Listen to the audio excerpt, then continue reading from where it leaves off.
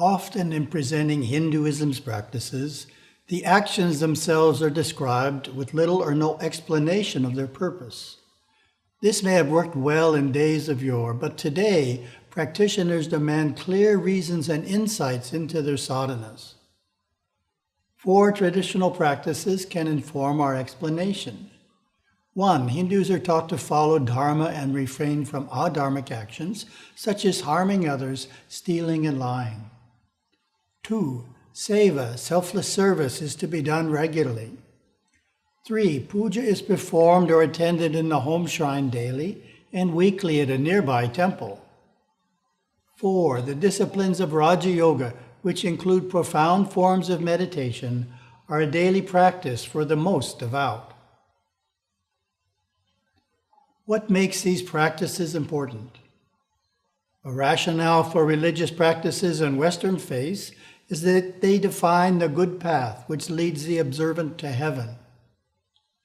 However, that is not why they are important in Hinduism and other Eastern religions. To begin answering the above question, let's examine a core Hindu belief, man's innate divinity. Gurudeva Savaya Subramanya Swami articulated it beautifully. Deep inside, we are perfect this very moment, and we have only to discover and live up to this perfection to be whole. We have taken birth in a physical body to grow and evolve into our divine potential. We are inwardly already one with God. Our religion contains the knowledge of how to realize this oneness and not create unwanted experiences along the way. An analogy will illustrate this idea. Imagine a pond of water with large gold nuggets at the bottom. If the surface of the pond has ripples due to wind, or if the water is clouded by mud or pollution, we cannot see the gold nuggets from above. The nuggets represent our soul nature. The ripples on the surface of the pond represent an active intellectual mind, and the water's cloudiness represents subconscious impurities. In order to experience our soul nature and its oneness with God, our intellect must be quiet and our mind must be pure. We also need to be a sensitive and humble observer. This analogy reveals the answer to our question, what is the reason Hindu spiritual practices are important? They are important because of their impact on our mind. That impact is threefold. 1, they purify the mind. 2, they quiet the intellect. And 3, they spiritualize the ego, thereby allowing us to eventually experience our divine essence. Here I will focus on the first of these, but keep in mind that the other 2 are equally essential to spiritual progress and effort.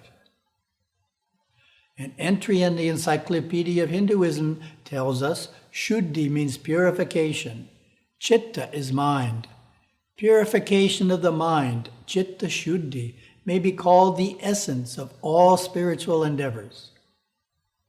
Purification is the process of removing or resolving subconscious impressions, called samskaras, of past misdeeds and troublesome experiences from this and past lives. Note that more commonly samskara refers to a sacrament or rite done to mark a significant transition in life, such as the marriage rite, vivaha samskara. These sacraments make deep and positive impressions on the mind of the recipient, inform the family and community of changes in the lives of its members, and secure inner world blessings. Here, the term samskara refers to the imprints left on the subconscious mind by all experience, which then mold one's nature and affect the course of life. The encyclopedia explains, Mental impurities are the root cause of pleasure and pain, and therefore they perpetuate the cycle of birth and death. Breaking this cycle and thus putting an end to sorrow, dukkha, is the goal of Hindu religion and philosophy. The surest means of achieving this goal is chitta shuddhi.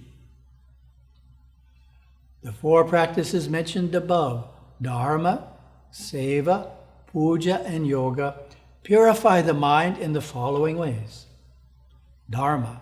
Adhering to Dharma and refraining from adharmic actions such as harming others, stealing, and lying assures that we are not increasing the mind's impurity. Seva.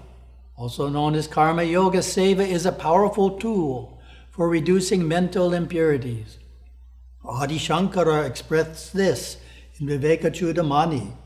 Work is for the purification of the mind, not for the perception of reality. The realization of truth is brought about by discrimination, not in the least by 10 millions of acts. My Guru encouraged devotees to perform 4 hours of seva each week, especially service focused on helping others.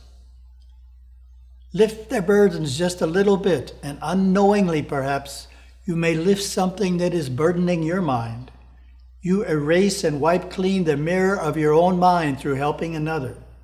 We call this Karma Yoga, the deep practice of unwinding through service, the selfish, self-centered, egotistical vasanas of the lower nature that have been generated for many, many lives and which bind the soul in darkness. Our own Hindu lexicon explains, vasanas are subliminal inclinations and habit patterns which, as driving forces, color and motivate one's attitudes and future actions, and thereafter contribute to mental fluctuations called vritti. A vasana is created when 2 samskaras blend together, forming an amalgam that is stronger than either individual experiential impression. Swami Harshananda writes in a concise encyclopedia of Hinduism, vasana is a strong impression in the mind. It is so strong that, when it arises in the mind, a person is forced to act without thinking of the consequences. Vasanas can be negative or positive. It is, of course, the negative ones we want to soften through seva. Puja. Attending pujas at a temple and in the home shrine, our 3rd primary practice, purifies the mind through the exchange of prana, an aspect of puja and homa that is not often discussed. Puja is a process of giving prana to the deity through offerings of fruit, cooked foods, water, incense, fragrant flowers, and milk. Then during the culminating arati, the deity and his helpers or devas reflect back this prana into the aura of each devotee, purifying it of subconscious congestions. The devotee, so blessed, leaves feeling uplifted and relieved of mental burdens.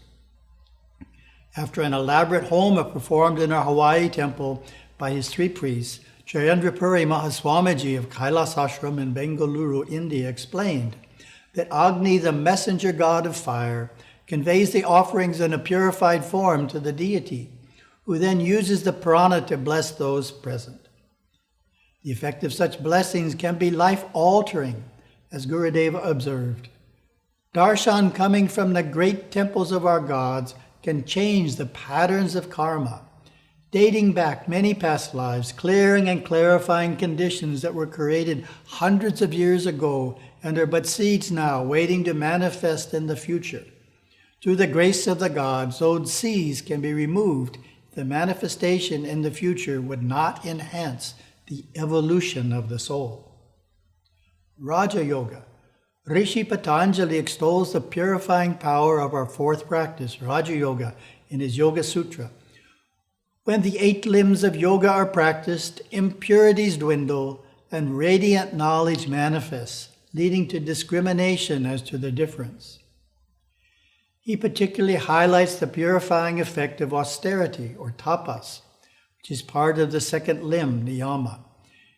Tiruvalluvar's Tirukkural provides this insight. As the intense fire of the furnace refines gold to brilliance, so does the burning suffering of austerity purify the soul to resplendence. This verse may bring to mind images of yogis subsisting on nettle soup in a remote Himalayan cave or bathing in freezing waters. Though tapas does embrace such intense practices, it also includes easier ones that can be done by anyone. A simple form of tapas is sacrifice, giving up a cherished possession, be it money, time, or a physical object, to manifest a greater good. Sacrifice, while similar to charity, is distinguished by some form of self-denial. Examples I like are fasting for a day and giving the money saved to a Hindu institution, and saving money for charity by going on a budget vacation instead of a fancy one. Performing penance to atone for misdeeds is another form of tapas. This is done through such acts as 108 prostrations before the deity in the temple, walking prostrations around the temple, and kavadi, a penance offered to Lord Murugan Kartikeya. Gurudeva elaborates, austerity is the powerful bath of fire and bright rays of showering light that washes the soul clean of the dross of its many past lives and of the current life, which has held it in the bondage of ignorance, misgiving, unforgivingness, and the self-perpetuating ignorance of the truths of the Sanatana Dharma. We can take joy in the fact that Hindu practices well performed impact our mind and transform our consciousness. It is through purifying the mind, quieting the intellect, and spiritualizing the ego that we are able to grow and evolve and ultimately experience our soul nature and its oneness with God. Our Paramaguru Yogaswami of Sri Lanka described this process. When worldly attachment and impurity of the mind disappear, then there is Atma Darshan.